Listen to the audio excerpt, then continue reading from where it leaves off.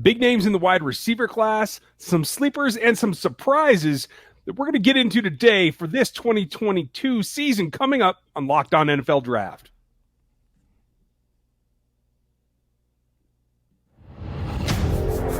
You are Locked On NFL Draft, your daily podcast covering the NFL Draft.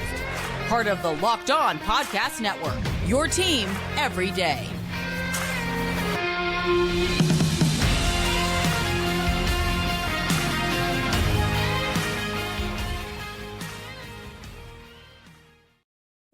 Welcome to another episode of the Locked On NFL Draft Show. I'm your host, former NFL and NFL defensive back, Eric Crocker. And of course, as always, I'm joined by my co-host, Ryan Tracy, at Ryan Tracy NFL on Twitter. And, we got our very own Jay Harris, football, John Harris right here from footballtakeover.com. Let's go. And of course, at Eric_Crocker on Twitter is where you can find me as well. We want to thank you for making us your first listen of the day.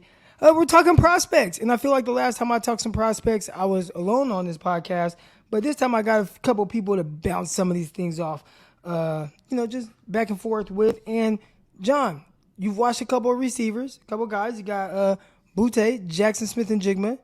Which guy do you want to start with? Well, I heard you talking about Kayshon Boutte, and I'm interested to see how his development takes place at LSU. And I think there's a lot to like about him. What the interesting thing about Kayshon Boutte and Jaxon Smith-Njigba, if you think about the receivers we've seen over the years, we've seen bigger guys come in, the DK Metcalf types, even A.J. Brown. I remember seeing A.J. Brown the very first time. He was only 6'1", but he was 215. He's a big guy. We're talking with these two guys, Boutte and Jaxon Smith-Njigba, almost the same exact size, 6'1", 195. But incredible athletes. And the one thing that stands out to me, especially about Smith-Njigba, I actually saw him at the Combine. We were checking out of our hotel. And, you guys know me. You've got to know me over the years. If I see a prospect, I try and size that guy up as much as I can. I give it the once over, like from toe to head, like, okay, what's this guy look like sort of thing. So I'm at the Courtyard Marriott in Indianapolis. So I'm like eyeballing Jaxon Smith-Njigba. And I'm looking going, okay, this dude's put together. And he reminds me of Deebo Samuel in that way because big butt, big legs, thick, but an extremely athletic dude that I think's got a really interesting spot. And one thing stood out to me, I was watching a video. I can't remember if Ohio State put it together or if it was Big Ten Network. I can't remember. But they had the three receivers from Ohio State. They had Olave, they had Garrett Wilson, and they had Jaxon Smith-Njigba. And the three of them were doing an interview together, and they got to the question of, who's the most athletic of you three? And Olave and Wilson both pointed like, Jaxon Smith-Njigba going to do anything. And they both immediately pointed right at him. And Smith-Njigba then was just like, yeah, he pointed at himself.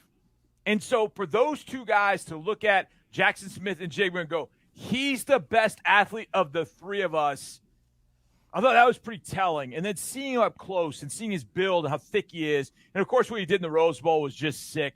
But the ability to run inside routes, the routes that Ohio State uses to get him free, I think he becomes very interesting. He's not as big as Deebo. He's kind of thick like A.J. Brown. But I think he's got the speed of a lot of guys that we've seen. I have him as a top 7 guy in my top 10. I mean, I think he's number 7 for me. I think he can be a wonderful receiver. And the other thing that stands out, guys, about this receiving core, not just those two guys, but every year I keep thinking 2020, man, it's the best receiver group we've seen. 2021, man, this group's even better. Holy smokes. 2022, now we haven't seen on the field yet, but just the prospects themselves, man, there was a run on receivers from like 10 to 16. It was incredible. And then you get to 2023, like, it's got to slow down, right? Nope. These receivers, this class is just as deep as the other classes. Now, I don't think there are bigger receivers in this group, but the ones that are there are very, very skilled and highly, highly athletic. And I think Boutte and Jaxon Smith-Njigba are right at the top. I got to push back on Garrett Wilson and Chris Olave saying that Jaxon Smith-Njigba is the most athletic of the trio. Now, maybe he is, but that isn't quite what I've seen so far on film. Again, terrific prospect, and we'll talk about some of the things that I really like, some of the things I've been seeing. But I see him get chased down from behind. I've seen it a few times now in different games. You are not seeing that with Chris Olave, and you are not seeing that with Garrett Wilson, just from a speed standpoint. And then when you watch just some of the acrobatic plays they've been able to make, there's this one play from the game against Clemson, Ohio State versus Clemson, that always sticks out of my mind, where Garrett Wilson went up top the defensive back and landed inbounds with just on his hand, and doing acrobatic things like that, and the way he was able to contort his body. He was a freshman doing that. Yeah, and he was a freshman doing that. And a lot of the contested catches that he's been able to make throughout his time at Ohio State, showing the body control, whether it was against Penn State and different schools in the end zone. And he started drawing comparisons to prime Odell Beckham, just with his ability for a smaller guy, right? He's not overly tall or anything, probably around 5'11", 190 pounds, but he was making these big boy catches using terrific athleticism, and then you watch him run routes in an open field and getting in and out of his breaks, and you just saw a different type of speed than Njigba. So I hear them, and a lot of guys hype up the younger guy. My brother would tell you, oh yeah, my baby brother, he's much better than me. And I went further in my career than my brother, but he was the better athlete. He was the better cornerback than I was. He just wasn't as tall as I was. So I think there might be a little bit of that. I think it was Michael Vick too. It's oh yeah, my little brother Marcus Vick, he's more athletic than me. So I don't know. I think that might be the big brothers kind of hyping up the little brother a little bit. It could be. Some of that athleticism does show, and that's the other thing too. I think the athleticism for Jaxon Smith-Njigba is going to probably come out in his vertical jump, his redirection, his quickness, the ability to change directions. I think that's where it's going to come out, because I'm with you, Eric. When they said that, I was like, I don't see him as being that fast. But what you see with Jaxon Smith-Njigba is incredible hand-eye coordination, the ability to catch and run, which he showed in the Rose Bowl. I thought was highly, highly impressive. That said, if those two are right, you're talking about a guy that definitely will go top 7 in his draft, because of the way I think NFL teams are perceiving the receivers. Like the Titans showed. The Titans are like, look, A.J. Brown wants a contract. We're not going to pay it. We'll just go draft Treylon Burks. We'll just go get the next version of A.J. Brown, or at least what they think it's going to be. I think it's going to be that way for a lot of these receivers. But they're just different types this year, which is going to be really interesting to watch. I think he actually can be the most athletic. Again, if you're not talking about straight line speed. So he's got a little shake. He can stack. He can get, I think, his leverage, I think, is something that he plays with really well. So I'm really interested. Yeah. We have to remember, too, correct me if I'm wrong, you all tell me, it was 1,595 yards, but it was one season.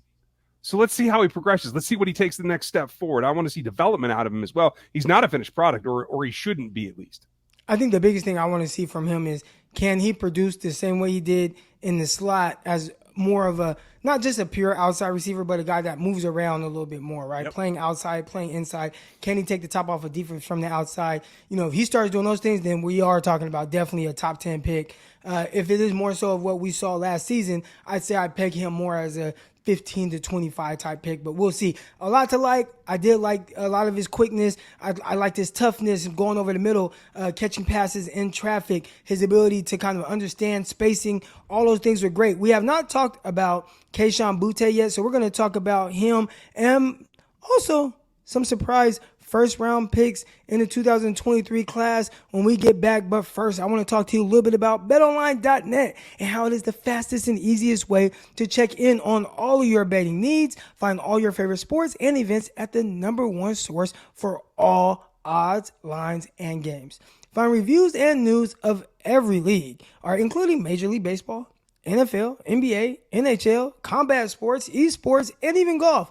BetOnline continues to be the top online resource for all your sports wagering information, from live in-game betting, scores, and podcasts. They got you covered with all of it. Head over right now to BetOnline today to use your mobile device to learn more about the actions that are happening today at BetOnline, where the game starts.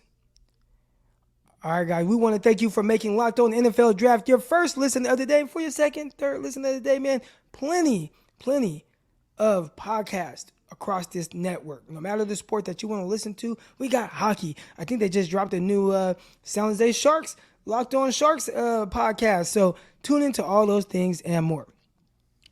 All right, guys. So we didn't really get to talk about Kayshon Boutte too much, but we are talking about a receiver who's kind of following the footsteps of three receivers who were drafted in the first couple rounds. You have, obviously, Jamar Chase. He's been amazing. Justin Jefferson, he's been just as amazing, if not more, right? Talking about over 3,000 receiving yards in his first 2 seasons as a receiver. Never been done before. And he goes out and says, hey, I want to be the best receiver in the NFL. And they might not say it this year because Devontae Adams has that crown, but next year I'll be the best. Then you have Terrace Marshall. Terrace Marshall is still trying to find his footing in Carolina. And obviously they have the quarterback things going on. We'll see what happens with that. But then there's Kayshon Boutte. And he hasn't had the luxury of playing with Joe Burrow. And we know how easy Joe Burrow made it look, even for the receivers. Say, hey, I'm going to throw it out here. Perfect spot for you to go up and make plays. Boutte hasn't had that. But even then, he has shown big-time ability, primarily playing in the slot. You see the quickness. You see the explosiveness. Not quite. Because if you squint, like really tiny, it's like, hey, we're number 1, LSU. Is that Jamar Chase? Kind of similar build. He's not. He's not as explosive with the ball in his hands after the catch going down the field. And I haven't seen that type of deep ball threat type guy. But he does have the ability to win over the top, slot fades, ball tracking skills in traffic, terrific. But, John, what were some of the things that you've seen from Boutte? Yeah, very natural pass catcher. And, I say that, and it sounds weird, like, well, he's a receiver in college. He should be. But you'd be surprised how many guys go to college coming out of high school and they got rocks for hands. They just have been playing that position, and they've always been wide open. But he's a very natural hands catcher. I get a little bit of a Stephon Diggs vibe from him. His releases are very quick, very precise. But I think he's pretty good after the catch. And, look, you do, like you said, squint a little bit. You see Jamar Chase. But Chase was so much bigger. At 215 pounds, Chase was – I remember the Jamar Chase – I think Chase was listed at 200. Yeah, but he was like 210 or 215 by the time he got to the combine. And I remember when they played Clemson in the national championship game that year, and he's going against A.J. Terrell, who's turned into a tremendous corner in the NFL for the Atlanta Falcons. And I'm watching A.J. Terrell, and Chase is just swatting him. I think Boutte does it more with quickness and releases than he does it with his physical, just power and strength like Jamar Chase did. And I think that's the hard part about facing Chase in the NFL is just how strong he is. I think Boutte does it with his quickness and his footwork off the snap, off the release, and that makes it really tough for the college DBs.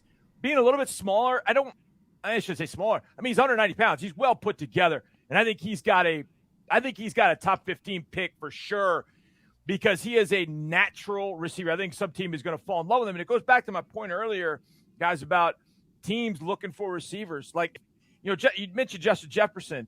He's going into his 3rd year, and the CBA allows guys to get a contract after the 3rd year. And if they don't get that contract, well, see you. Gone. Trade me. I'm gone. It happened to A.J. Brown even though he won the 2nd round.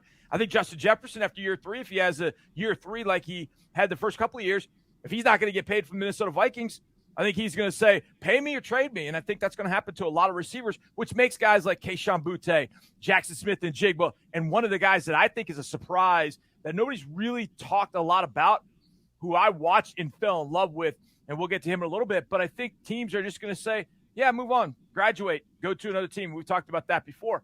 The Vikings could be one of those teams looking for a replacement for Justin Jefferson if they don't want to pay if Jefferson has the year we expect him to have in year 3. But I think Boutte, Jaxon Smith-Njigba, man, those two are definitely top 12, top 15 candidates for sure.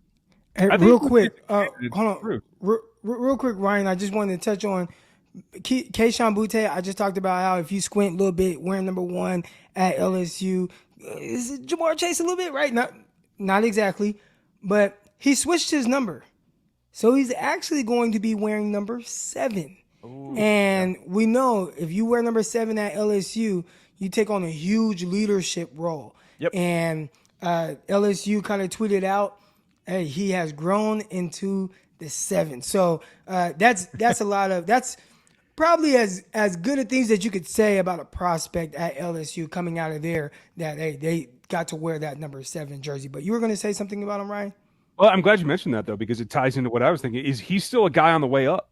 And I like that he's taking on the 7 and taking on that role, because when you look at 20 to 21, you saw two important things that really stand out to me. And I know that the 21 season was cut short for him. I really like his acceleration out of the turn, especially when he hits those hooks and he can actually give himself a little shoulder and get a DB stack. Like, it really, I think, is going to be something at the next level. In breaking routes are going to be something he makes some money on, because he moved and played, like, I think it was a 40% bump in playing out of the slot. I think that's key for him at his size, to be able to show he can do both and continue that. But the bigger thing for me is he went from a guy that was like a sub 60% catch rate to over 74. That makes a big difference, that when he's targeted, he's coming up with it. And the last thing that really stood out to me in last season is that when you look at his yardage total, he actually had over 50% yak of his total yards. That was quite a departure from the 2020 season. So you can see that it's rounding out his game. If he takes on a little bit more leadership as well, and they get a little bit more creative with how they use him, I'd like to see him do more motions. I want to see him get better matchups created through the scheme, because I think you can find better ways to get him loose, and that yak is going to rack up real fast.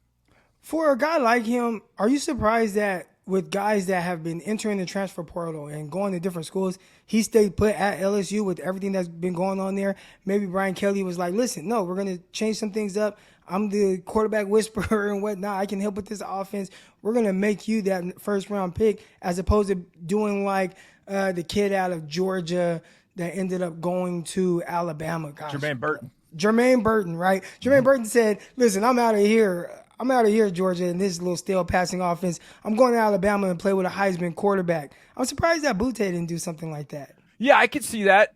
Then again, he's from New Iberia, Louisiana, and, I mean, you guys know this. Louisiana kids think a little differently, man. I mean, I love that state. I think they're just – I got to know Tyrann Mathieu when he was with Houston in 2018. I'm telling you, those kids from New Orleans and just Louisiana in general, it's just a little different, man. And LSU means a lot. LSU means a lot to those kids. So I was a little bit surprised, especially considering who throws in the ball this year. And the coaching staff is new. So, yeah, it was a little bit of a surprise from that angle. But then again, if you take on the role of number 7, then that becomes that much more important you to stay and prove that you follow in the footsteps of Tyrann Mathieu, of Patrick Peterson, of Leonard Fournette, who's 260, by the way. Yeah, I think it's pretty important for him to have done that. It's a good point. Max Johnson transferring to Texas A&M. Is it Jaden Daniels at LSU that ends up being the guy? Do they go with from Arizona State? Do they go with him? Do they go with a young guy? I don't know. You're right about that. I think Boutte in the first couple of years has proven, there's no doubt he's got first-round ability. He can cement it with a solid third year. So, could he have entertained an opportunity to go to Alabama, played with Bryce Young? Should he have gone out west and maybe played with Caleb Williams? I don't know. I think those kids from Louisiana, man, they love LSU down to their core, and that's maybe one of the reasons why he stayed. I'm just throwing it out there, presuming maybe that's what it was. But I'll be really excited to see what that guy does this year. Yeah, definitely. And when we come back, we're going to talk about some guys that are potential surprises for the first round of the 2023 draft. Might not be able to get to either or today, man. Not happy about that, but we're going to get to some of these prospects that you should know about that are rising fast. Coming up next. Which NFL stars move the betting line the most? We just started on July 18th. Locked On gives you the 50 most valuable players in the NFL from the odds makers. And I believe with the odds makers from BetOnline, they just released the next 10. So they're down about 20 prospects right now. It's available now on Locked On NFL, wherever you get your podcast, and YouTube as well. All right, John. So you said that there were some guys that you felt like were potential surprises in the first round. Who are those guys? Well, I'm going to give you one. It's offensive tackle. Last year we had Evan Neal and we had Ike Ekwonu. Now, Ike, I don't want to say grew into be a tackle, but there were a lot of NFL personnel people that thought Ike was going to be a guard. So in 2021, Ike showed he can play offensive tackle. But I think this guy has played tackle. I think he continued to play tackle. And that's Jalen Duncan from out of Maryland. I watched him probably 3 times, and I was actually not watching him. I was actually watching the receivers. And Maryland's got a tree. We were talking about receivers. They've got 3 of them in Jarrett and Demas, and then the Florida transfer, Jacob Copeland. They got 3 guys. Well, I'm watching the receivers, and, man, I can't take my eyes off this tackle. I'm like, man, this guy's good. And so then I look him up, Jalen Duncan, like, boy, okay, 6'6", 320, he's out of St. Francis prep school, and he can move. His feet are as good as I've seen at the tackle position. And I watched some more of Jalen Duncan. I thought, man, this guy's got first-round ability. And this is not a tackle class that has an Evan Neal, that has an Ike Ekwonu. It doesn't have that kind of player. It doesn't have a top-notch. It doesn't even have like a Trevor Penning type. I think it's got some good players. That's why I think Jalen Duncan could end up being a surprise that steps up to the forefront, has a good year. And those feet, my God, at 6'6", 320, when you have feet like that at that particular position, when you can go out and essentially basketball shuffle, defensive shuffle in front of edge protectors regularly and not even have to lay a hand on a guy, you know that guy's got feet to be able to play in the NFL. So Jalen Duncan's one of them, and the other one goes back to the receiver position. And I feel like this might be the nation's best-kept secret in some sense. Dontavian Wicks, wide receiver, University of Virginia, 6'1", 206. Now, if you need a guilty pleasure it's not even the offseason, but you got about a month and some change before the season really kicks off. Go watch the Virginia offense. They do a little bit of everything. Brennan Armstrong, the lefty, I think is highly underrated, and part of it's because he's lefty, and, well, we don't like lefties apparently in the NFL. There's also Keaton Thompson, who came from Mississippi State and ended up moving to Virginia, and he's a weapon X. They use him all over the field. I mean, they're doing things. It's fun to watch. And then you watch number 3, Wicks, and you think, I'm watching A.J. Brown. Now, he's 6'1", 206. A.J. at Ole Miss was like 6 foot, 210, 215. But the style of play, the explosiveness, the catch and run ability, the ability to play on the outside, to play on the inside, he gives me a little bit of an A.J. Brown vibe. Big, strong, but excellent athlete who was incredible at Virginia last year, and nobody talked about this guy. Nothing at all. But he's got Brennan Armstrong to throw him the football, and he's got Thompson to take some of the heat off. I think Virginia's offense is as fun to watch. And number 3, Wicks, that's a guy that's going to be top 40 for me when my initial Harris 100 comes out. I like it. And as you were talking about it, I was taking notes. I'm writing it down. Okay, I got Wicks, Virginia, number 3. I got Keaton Thompson. All right, these are guys I'm definitely excited to watch. And Keaton Thompson, keep in mind, when you watch him and you see the number 99, it's weird. Like I said, the whole offense, their quarterback's going in motion. There's shifts and trades and things, and you're going, what is this? And all of a sudden you see a quarterback number 99. You're like, wait a second, what is happening? Keaton Thompson wears 99. It's odd. But yet they find a way to get him the ball. But the best player on that team, and arguably one of the top 5 players in the ACC, is Dontavian Wicks. A lot of prospects in the ACC kind of floating a little underrated right now, right? A lot of buzz around the SEC. You got the Big Ten. You got some Pac-12 teams going over to the Big Ten eventually. But the ACC has kind of been a little on the hush, and I'm curious to see what Virginia's going to do. I mean, heck, what is Miami going to do? They got Mario Cristobal.